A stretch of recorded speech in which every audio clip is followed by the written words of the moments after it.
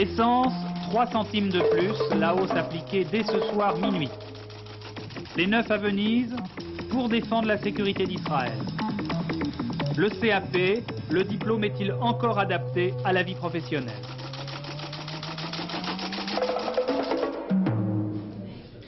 Mesdames, Messieurs, bonsoir. Deux polémiques agitent beaucoup la France depuis hier. Le débat né de l'assassinat d'une jeune fille de 15 ans par un déséquilibré au bois de Boulogne et le problème plus général des fous en liberté. Mais d'abord, les suites de la grève à l'EDF hier. Grève très suivie et très ressentie par les usagers, je n'ai pas besoin de vous le rappeler. Les protestations se sont multipliées dans tous les sens, la plus puissante étant celle de Raymond Barre, qui a même avancé la possibilité de sanctionner. Et les syndicats, d'ores et déjà, se sont décidés à mettre en échec ces possibles sanctions. La polémique est ce soir encore acharnée et ce n'est pas bien sûr l'adoption par le Sénat du fameux amendement qui avait déclenché la colère des syndicats qui a arrangé les choses. Le débat est maintenant surtout centré autour des coupures de courant dans certains hôpitaux parisiens. Qui a pu prendre cette décision? Vous savez que chacun se renvoie la balle et c'est la raison pour laquelle nous avons demandé à Isabelle Bechler de remonter le fil, si je puis dire, de cette décision. Mais elles sont pas sur support commun, ces lignes-là, elles sont pas sur ce... Depuis les coupures sauvages d'hier, on se demande comment une grève, si suivie soit-elle, peut amener des hôpitaux qui sont pourtant prioritaires absolus à manquer d'électricité et bien sûr ce qu'il existe comme contrôle pour équilibrer l'offre et la demande d'électricité.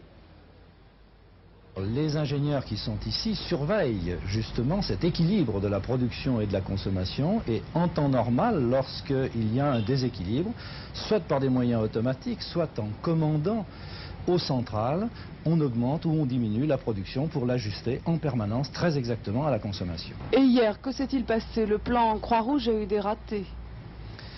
Bon, je crois tout d'abord on va revenir, mais pour ça, il faut repartir de notre grand réseau. À partir du grand réseau, l'énergie descend par des espèces d'aiguillages vers les régions, où il y a des postes, puis de ces régions, par d'autres aiguillages vers la consommation. Et avant d'arriver à la consommation, il y a un certain nombre de départs sur lesquels se trouvent les clients. Et ces départs, nous les classons en 5 grands paquets que nous appelons des échelons. Et lorsque nous manquons de production, nous sommes obligés de couper une partie de cette clientèle et nous coupons un échelon, 2 échelons ou 3 échelons. Mais nous sommes obligés d'alimenter les clients prioritaires, les hôpitaux. Ils sont donc mis sur ce que nous appelons le 4e et le 5e échelon. Et en général, on ne coupe pas jusqu'au 4e ou au 5e. Le 5e n'a jamais été coupé. Le 4e échelon, lui, peut avoir des prioritaires, mais qui n'ont pas besoin d'une permanence totale et qui, s'ils appellent, sont réalimentés. Nous avons hier coupé le 4e échelon dans certains cas, ce qui a coupé effectivement quelques prioritaires, mais qui ont pu être réalimentés. Mais je dois dire aussi qu'il y a une autre hypothèse, c'est qu'à l'endroit de cette répartition, de ces départs, nous avons des interrupteurs qui permettent d'empêcher le courant de passer, d'ouvrir, nous disons, nous, l'interrupteur. Si on ouvre cet interrupteur à l'endroit de ce départ, on coupe effectivement l'ensemble. Et c'est ce qui s'est passé dans 1 ou 2 cas hier dans des postes de la région parisienne dont nous avons demandé l'évacuation. Le centre en question, celui qui peut tout verrouiller, en voici un. Il est en banlieue et contrôle plusieurs quartiers de Paris. Je me trouve ici au poste 225 000 volts de Perret.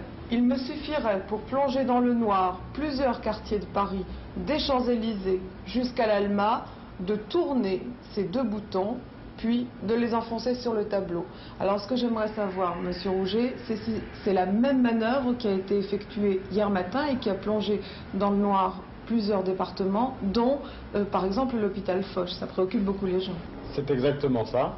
Une manœuvre aussi simple que celle que vous venez de simuler a privé une bonne partie du département des Hauts-de-Seine, plutôt Suresnes, Nanterre, en particulier l'hôpital Foch de Suresnes. Et ça s'est passé comment sur le terrain? Le poste était occupé par un piquet de grève, et c'est à l'initiative du piquet de grève que ces manœuvres ont été faites. Et la seule façon pour nous d'éviter que les interruptions successives continuent, l'envoi de forces de police avec un cadre de chez nous pour reprendre en main le poste de Cergy. Vous savez que c'est une thèse tout à fait contestée par la CFDT, et notamment par la syndicaliste que nous avons pu entendre hier dans le journal de 20 h. Dans les très nombreuses réactions auxquelles je faisais allusion tout à l'heure, j'extrais ces 2-ci. Lionel Stoléru, secrétaire d'État, on ne fait pas la grève avec l'emploi des autres.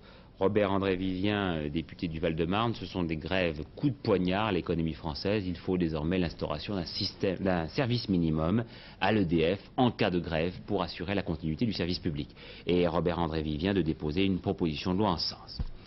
Deuxième grosse polémique, vous disais-je, le meurtre du Bois de Boulogne. En apprenant l'assassinat de cette écolière de Vernmouillet par un déséquilibré de 27 ans, chacun est saisi par l'indignation. On savait que cet homme était atteint de troubles mentaux, pas suffisamment pourtant pour qu'il soit interné. Alors, premier témoin, un psychiatre. Devons-nous, pour réaliser une protection que nous savons absolument nécessaire, brimer des populations entières de malades, mais ne devons-nous pas d'un autre côté réaliser malgré tout cette protection? Il y a là un équilibre et je vous prie de croire que c'est le problème actuel des psychiatres. Est-ce qu'on peut soigner un malade malgré lui? Certainement, s'il est hors d'état de juger son état, s'il est hors d'état d'apprécier sa capacité de vivre de façon autonome. Et à ce moment-là, c'est le milieu familial, ou à défaut de milieu familial, même le milieu amical, qui peut alerter l'autorité administrative et l'autorité médicale. Mais c'est une sorte de dénonciation. Il y a là quelque chose qui peut être désagréable, mais qui peut être parfois indispensable quand on se trouve devant des malades graves. Quels moyens on peut avoir de prévenir ce genre de crime? La prévision est quasiment impossible dans la mesure où, bien entendu, ce type de comportement n'est pas programmé dans l'individu. Quelquefois, lorsque des individus ont réalisé des actes de violence, il est permis de penser qu'ils peuvent à nouveau recommencer. Mais quand on est devant quelque chose qui est un premier comportement de délinquance, il est bien difficile de le prévoir. Il faut que la société admette de vivre avec des risques. Je ne sais pas si on peut vivre en liberté sans risque. Martine Lagorneau, est-ce qu'il fallait le soigner de force? Est-ce qu'on pouvait le faire d'abord? C'est très difficile de répondre car, comme toujours, on n'a pas vu le patient lui-même, mais j'ai interrogé des experts en psychiatrie et des personnes qui s'occupent de l'admission en urgence et la réglementation prévoit un certain nombre de cas. Alors je peux vous dire que quand un malade ne se sent pas bien, d'abord il peut être en service libre, c'est-à-dire demander de lui-même des soins lorsqu'il souffre, qu'il sent qu'il va faire quelque chose de contraire à la vie courante. Il peut aller dans un dispensaire d'hygiène mentale, dans un hôpital général ou dans un hôpital psychiatrique. Il entre, il demande au médecin de le soigner, il peut sortir quand il veut, il a un contrat de soins personnel avec le médecin traitant. Maintenant, s'il n'est pas en état de demander des soins et de décider, il peut être en placement dit volontaire si sa famille en fait la demande et avec un certificat d'un médecin.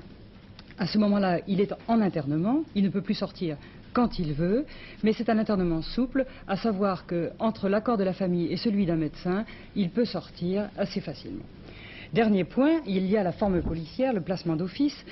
Lorsque le malade a troublé l'ordre public ou menacé la sécurité des personnes, c'est une décision du préfet, sur avis médical la plupart du temps. Le malade est soigné par les psychiatres. Pour sortir, seul le préfet pourra autoriser cette sortie après certificat obligatoire du médecin général de l'établissement. Alors, dans le cas précis, on peut s'étonner un tout petit peu, car on a l'impression qu'entre le placement volontaire ou le placement d'office, quelqu'un aurait pu attirer l'attention, car quand on lit les journaux, on voit qu'il y a eu un certain nombre de signes avertisseurs aux précurseurs. Mais il faut se garder d'accabler une famille déjà très meurtrie, en pensant que peut-être a posteriori on a toujours raison. Deuxième témoignage, maintenant celui d'un médecin qui s'occupe de chronobiologie, c'est-à-dire de l'étude du rythme des jours, des mois et des saisons sur les maladies des uns et des autres. Et les pulsions sexuelles rentrent parfaitement dans le cadre de ces études. Vous savez que le meurtrier a avoué avoir tué parce que les femmes ne l'aimaient pas et qu'il les détestait en retour. C'est souvent la même chose en cas de viol. Et d'ailleurs, le spécialiste qui a interrogé Elisabeth Ezelé va sortir un rapport sur le sujet dans 15 jours. Nous sommes en ce moment dans les mois où l'on rencontre le maximum de viols, c'est-à-dire les mois qui vont de la fin juin au début de l'automne. Et il s'agit d'un phénomène extrêmement stable. Nous avons analysé les chiffres de la préfecture de police de Paris et on trouve un phénomène qui se reproduit pratiquement tous les ans avec une grande stabilité. Je ne pense pas que cela soit lié à un climat particulier, ni à une ethnie particulière, ni à des mœurs particulières. C'est un phénomène qui se rattache à un phénomène beaucoup plus général et qui est vraisemblablement lié aux sécrétions hormonales de l'homme. Le fait d'avoir la testostérone liée à ce phénomène semble montrer que c'est un des facteurs qui peut intervenir parmi d'autres. Oui, ce traitement est utilisé en Allemagne depuis plusieurs années et il est maintenant agréé par les tribunaux français. Diplomatie, Venise c'est fini, le sommet européen vient de s'achever, les 9 chefs d'État ou de gouvernement des 9 se sont donc mis d'accord pour demander le retrait des forces soviétiques d'Afghanistan et pour prendre une initiative à propos du Proche-Orient. Nous rejoignons tout de suite à Venise, Michel Meyer. Venise sera synonyme de restauration et de retour du Conseil à sa vocation et à son caractère du début. En effet, il n'y a pas eu ici, comme à Luxembourg, des analyses comptables et bureaucratiques, mais on a fait de la politique avec un grand P sur des questions fondamentales qui préoccupent les gens et qui préoccupent le monde. Ainsi, sur des thèmes aussi divers que l'Afghanistan, le Liban, l'énergie et la dépendance des pays industrialisés par rapport au pétrole dont les prix augmentent sans cesse de façon injustifiée, il y a eu prise de position et débat. Il y a surtout une déclaration essentielle. Elle porte sur le Moyen-Orient. Là, un texte très clair et équilibré. Il prévoit naturellement le droit à la sécurité d'Israël, mais aussi le droit à l'autodétermination des Palestiniens, ainsi que le libre accès de tous à Jérusalem. Ce texte prône également une solution globale au conflit d'intérêts de cette région. Au-delà de cette déclaration, l'Europe entend assumer un rôle particulier et œuvrer de façon concrète pour la paix. La communauté européenne, ce qu'elle n'avait jamais dit jusqu'ici, est prête à participer activement, et les termes sont tout à fait précis, à la mise en place ou à l'exercice des garanties de sécurité nécessaires à l'État d'Israël. Jean-François Poncet, vous nous avez rejoint dans ce studio. Quelles sont ces garanties pour Israël dont parle le chef de l'État? Les garanties qui sont prévues sont naturellement des garanties qui portent sur la sécurité d'Israël. C'est le problème central et ce qu'il faut relever dans cette déclaration, c'est que l'Europe se déclare prête à participer elle-même, sur le terrain, à des garanties qui seraient à la fois concrètes et contraignantes. Et je dois dire que cette phrase, comme d'ailleurs la plupart du texte, est d'origine française. Mais Israël prend mal la chose, car d'ores et déjà, dans une interview accordée au Figaro Magazine, d'ailleurs avant même que vous ayez pris votre décision commune, Mehanan Begin disait « La prétendue initiative européenne est une honte ». Écoutez, je ne voudrais pas commenter les déclarations qui ont été faites par les uns et par les autres. Je crois que dans cette affaire-là, l'Europe tient le langage de la raison. Elle tient un langage équilibré, juste, qui à la fois fait droit aux légitimes revendications, au droit à l'autodétermination du peuple palestinien, et d'autre part, elle tient compte du besoin, du droit de l'État d'Israël à sa sécurité. Alors naturellement, dans ces conditions, on ne satisfait jamais tout le monde et il faut s'attendre à des critiques qui sont souvent des critiques qui s'entrecroisent. Alors justement, vous avez vu que Washington proposait à son tour que l'OLP joue un rôle dans les négociations. C'est une déclaration que vient de faire Edmund Muskie qui est importante et ça donne un petit peu de l'eau au moulin à l'agence TASS qui pensait que vous avez peut-être été un peu inspiré à Venise par les Américains. Je crois que cette déclaration que je viens d'ailleurs de lire en arrivant montre peut-être que l'Europe, à travers la position qu'elle vient de prendre, parce que cette position est claire, qu'elle est ferme, qu'elle ne cherche pas à contourner les difficultés, mais qu'elle les aborde dans un langage simple et convaincant, exercera peut-être une influence importante sur le déroulement futur des négociations dans le Moyen-Orient. Alors, bien sûr, les interprétations qu'on donne à cette déclaration qui a suscité, qui continuera de susciter un très grand intérêt dans le monde, qui marque d'ailleurs l'apparition de l'Europe comme acteur sur la scène du Moyen-Orient, elle conduit les uns à prétendre que cette initiative est aspirée par les États-Unis et les autres au contraire à dénoncer les pressions que les Américains ont exercées sur l'Europe pour qu'il n'y ait pas de déclaration. Mais monsieur le ministre, qu'est-ce qu'on peut faire concrètement au Proche-Orient si les Américains ne sont pas dans la partie? Personne ne suggère, est assez naïf pour suggérer que les États-Unis ne soient pas dans la partie. Le problème, et c'est bien l'objectif de cette déclaration et de la démarche des 9, c'est de veiller à ce que l'Europe y soit, à ce que sa voix soit entendue. Et il me semble que cet objectif est en passe d'être atteint. Une déclaration est une déclaration. Celle-ci va déboucher sur autre chose que des mots, sur quelque chose de concret? Je crois d'abord qu'il ne faut pas dire une déclaration, c'est un morceau de papier de plus. Déclaration, ça vaut par son contenu. Et ça vaut aussi par qui la formule. Cette déclaration, nous venons de le dire, elle est dense par son contenu. Elle est courageuse. Elle est équilibrée et juste. Je le dis d'autant plus volontiers Encore une fois, ce sont les thèses que la France défend et qui ont été reprises. Mais ce sont les neufs aussi qui les reprennent. Les neufs, ça compte dans le monde. Par leur puissance industrielle, commerciale, par leur rôle moral. Par conséquent, ne disons pas qu'une déclaration des neufs, c'est un chiffon de papier en plus. Ça débouche sur des contacts, sur des En démarches. plus, ça débouche sur un suivi, sur un processus de négociation qui sera conduit par la présidence de la communauté. Par conséquent, l'Europe apparaît, non pas seulement sous sa forme déclaratoire, mais comme acteur. Jean-François Poncet, déclaration pour déclaration, l'Afghanistan. Vous n'arrêtez pas de condamner l'intervention soviétique et là vous demandez le retrait des forces soviétiques en Afghanistan. Vous allez un petit peu plus loin. Cela dit, ça ne sert à rien. Alors est-ce qu'il ne faut pas aller plus loin, demander par exemple le boycott des Jeux de Moscou?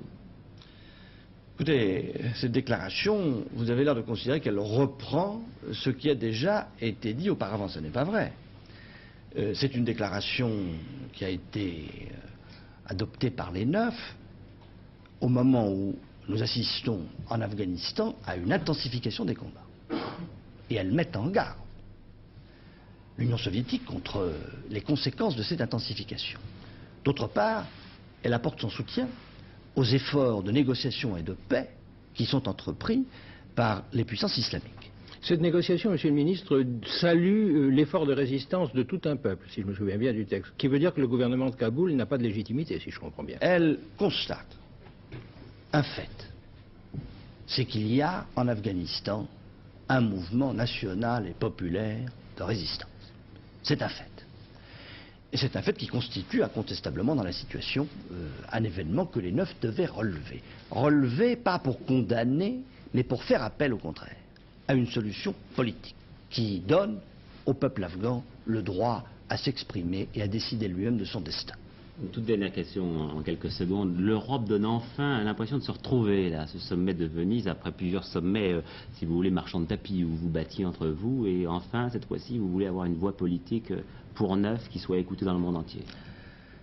Je crois que c'est vrai, et je crois que cette déclaration, celle sur l'Afghanistan, le comportement du Conseil européen, qui, à la demande d'ailleurs du président de la République, joue son rôle politique au niveau le plus élevé, marque un phénomène extrêmement important, et qui est l'apparition de l'Europe, qui était une communauté économique seulement depuis le début de sa fondation en 1958, et qui apparaît de plus en plus dans sa personnalité politique.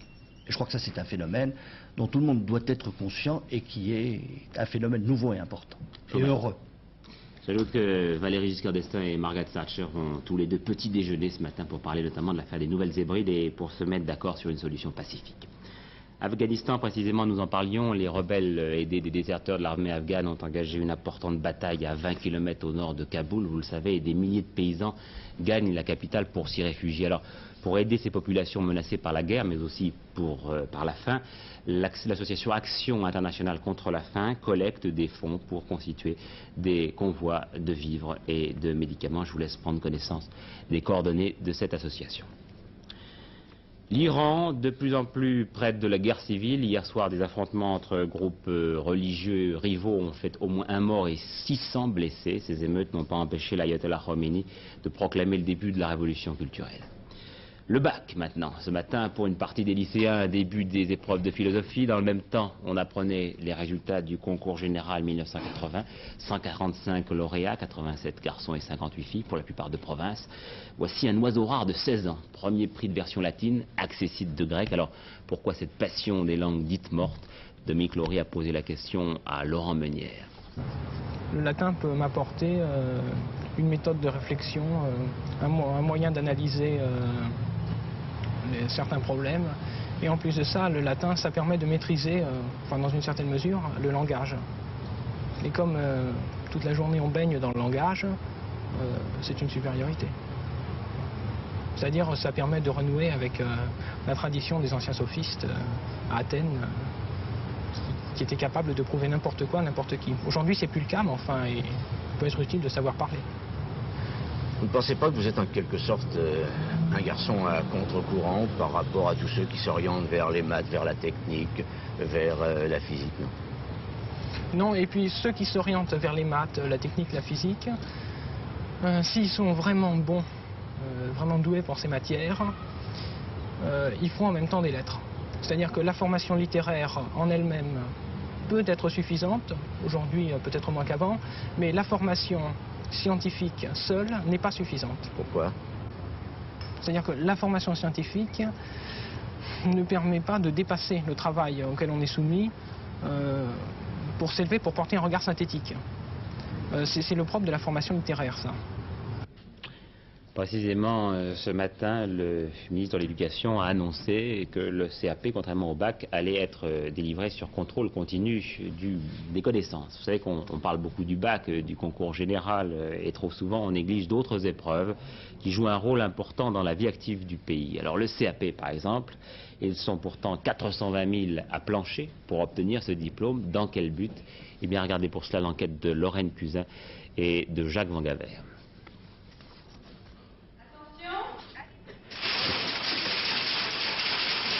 Le top de départ est donné, l'examen commence. Le CAP, on le passe soit après un apprentissage en entreprise, soit pour la majorité après 3 ans d'études dans un lycée d'enseignement professionnel. À l'examen, des épreuves écrites et orales, maths, français, droit du travail et 10 heures d'épreuves pratiques appréciées par un jury de professionnels.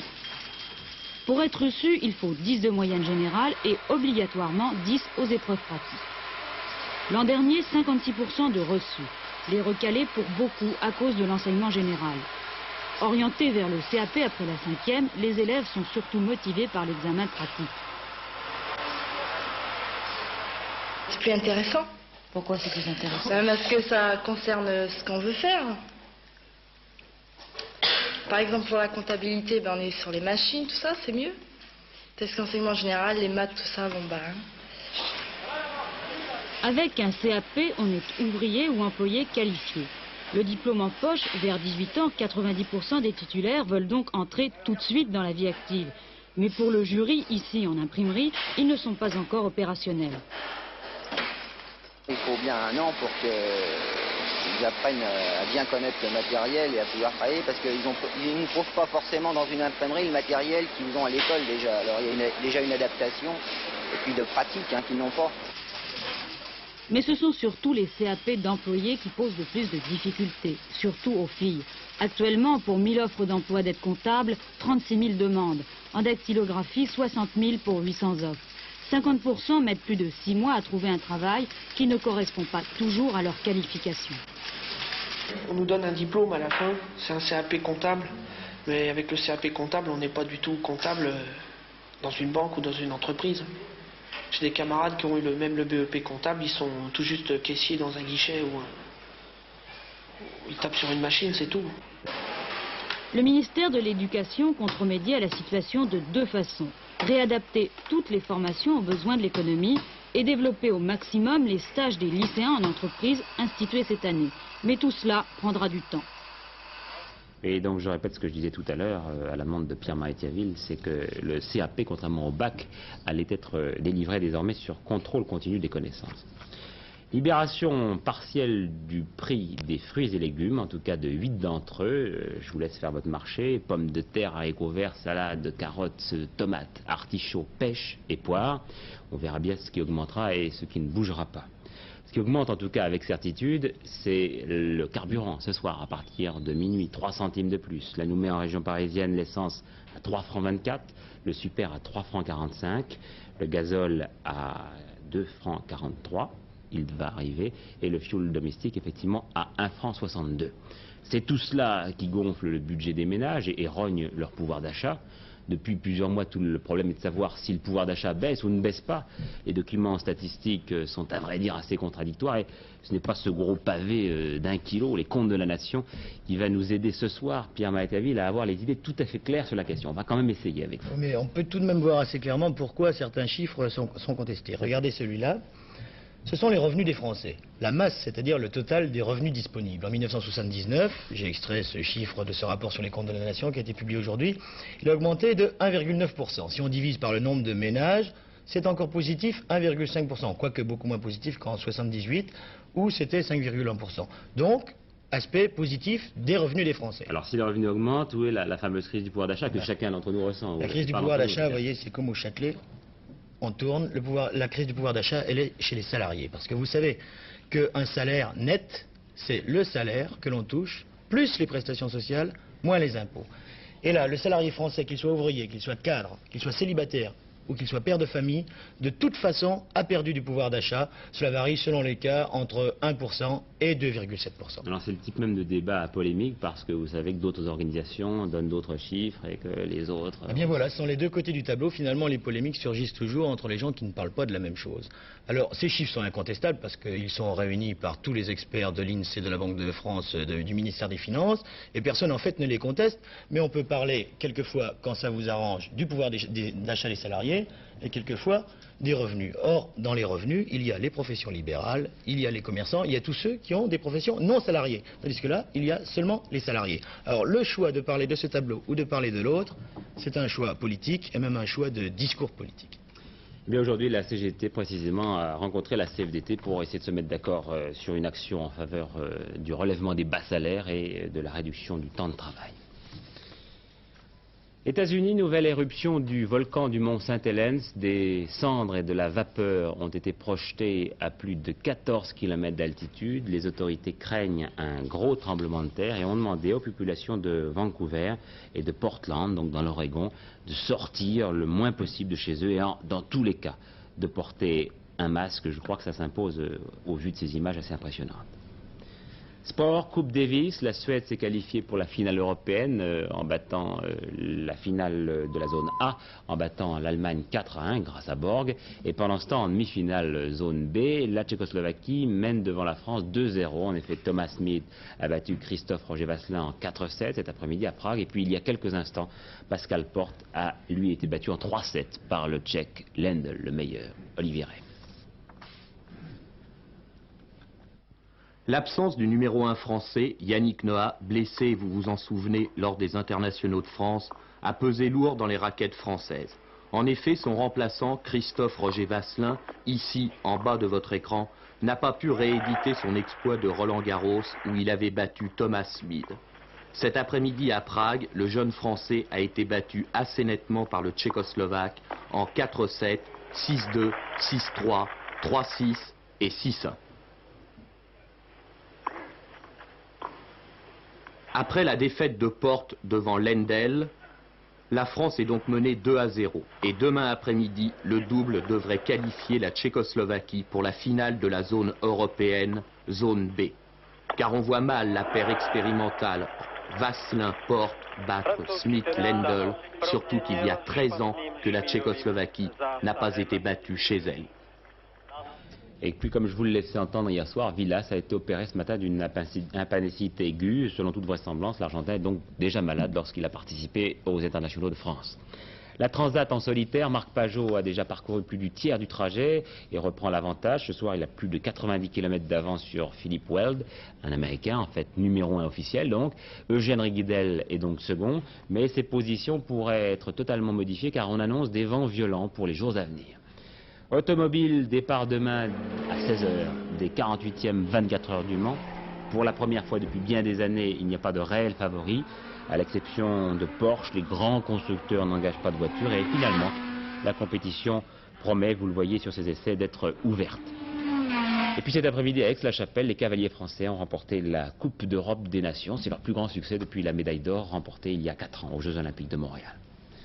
Un événement dans le monde de la bande dessinée avec la sortie du dernier album d'Astérix, Le Grand Fossé. Il a été inspiré à son auteur par la construction du mur de Berlin, mais cette fois-ci, c'est un village gaulois qui est coupé en deux. J'ai bien dit son auteur, car depuis la disparition de René Goscinny, Astérix n'a plus qu'un père, Albert Uderzo. Gérard Rolls et Jacques Vangaver l'ont suivi dans ses passions. Albert Uderzo, dessinateur, signe particulier père d'Astérix, gaulois petit mais débrouillard, et surtout amoureux fou d'une très belle italienne. Finalement, Albert Uderzo, il y a deux passions dans votre vie. Il y a le dessin et les Ferrari. Effectivement, l'une est tout de même un peu plus sérieuse que l'autre, vous vous en doutez un peu. Mais la Ferrari tout de même représente pour moi un rêve d'enfant.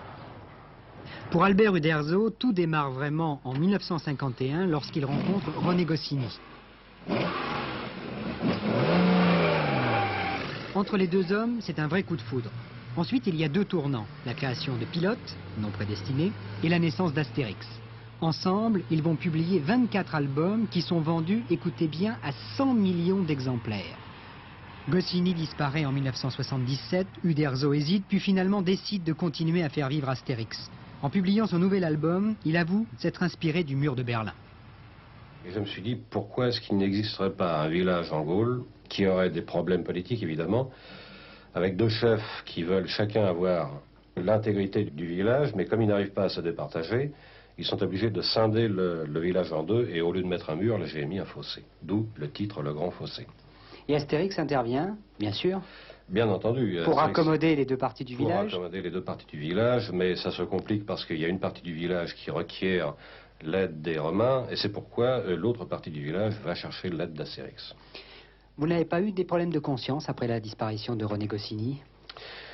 Si, évidemment. Bon, mis à part, si vous voulez, toute la partie affective et tout ce drame que nous avons vécu, a priori, je pensais qu'Astérix était fini, était mort. Cette osmose qui existait entre Goscinny et moi, pendant ces 26 années dans lesquelles nous avons travaillé, me permettait de croire que je connaissais parfaitement le sujet d'une part, et puis la façon très particulière qu'avait René Goscinny de penser bande dessinée et de penser gag de bande dessinée. Il y a une mécanique, évidemment, et alors j'espère que j'en aurai un dixième de talent pour arriver à un résultat. Est-ce qu'on a aussi peur lorsque sort un album d'Astérix que lorsque sort un livre, une pièce de théâtre ou un film? J'imagine que tous les créateurs ont ce moment d'angoisse, évidemment, au moment où on met entre les mains du public, entre les mains des lecteurs, le produit de son imagination et de sa création. Vous avez peur que le ciel vous tombe sur la tête alors ce soir? On a toujours peur que le ciel nous tombe sur la tête. Mais enfin, comme dit Astérix, je ne pense pas que ce soit demain la veille.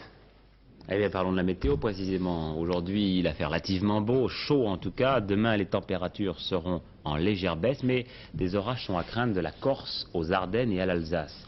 Ailleurs, le temps sera très nuageux avec, vous le voyez, des pluies sur tout l'ouest de la France. Toutefois, les habitants de ces régions peuvent quand même espérer de belles éclaircies l'après-midi, nous jure la météo. Voilà, ce journal est terminé. Vous avez rendez-vous avec Hervé Claude vers 22h50 pour le tout dernier journal. Demain, Samedi et demi, présenté par Georges Bégous, propose de vous mettre dans le coup pour cet été. Regardez cette émission et vous saurez tout sur la mode, les bronzages, les tubes, pas les tubes de bronzage, mais les tubes, les voyages et les voyages de l'été. Quant à moi, eh bien, je vous retrouverai lundi soir de Bretagne, car c'est là que nous réaliserons notre édition de 20h, et mardi à 13h et à 18h30, nous poursuivrons cette opération Bretagne sur Antenne 2. Bonsoir à tous, à lundi.